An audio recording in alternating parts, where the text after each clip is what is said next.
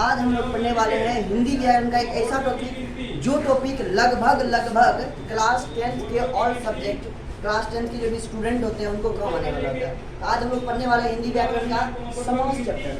समास क्या होता है, वो कितने प्रकार के होते हैं और उनका एग्जाम्पल क्या होता है, उनके बारे में अध्ययन करेंगे। सबसे पहले इनका हम डेफिनेशन जानने का प्रयास करेंगे। डेफिनेशन मतलब परिभाषा। समास का परिभाषा ये होता है कि जब दो या दो से अधिक पद अपने बीच की विभक्ति को छोड़कर आपस में मिल जाते हैं तो इसी मेल को समास कहते हैं। मतलब जो दो कोई शब्द आपस में मिल जाते हैं उसको समास कहेंगे। जैसे राजा का मंत्री, तो राजा अलग एक शब्द होता है, मंत्री अलग एक शब्द होता है। दोनों को जब मिलाते हैं, जब वो शब्द एक बन जाता है, उनको हम समझ लेंगे। जैसे राजा का मंत्री मतलब राजमंत्री, लोटा और डोरी मतलब लोटा डोरी।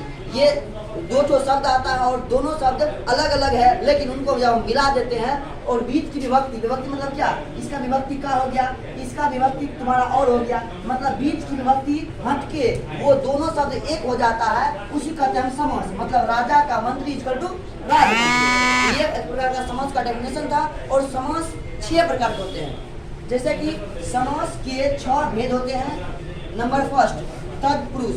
तत्पुरुष समास जो होते हैं उनका डेफिनेशन क्या होता है कि जिस समासिक शब्द का अंतिम खंड प्रधान हो उसे तत्पुरुष समास कहते हैं। अंतिम खंड मतलब अगर कोई शब्द है, अगर वो दो शब्द मिल के एक शब्द बना हुआ है तो उसका अंतिम खंड प्रधान होना चाहिए, मतलब उसका अंतिम शब्द ही कहा जाए मेन होना चाहिए, वो तुम्हारा तत्पुरुष होगा। कैसे एग्जाम्पल समझ में आएगा?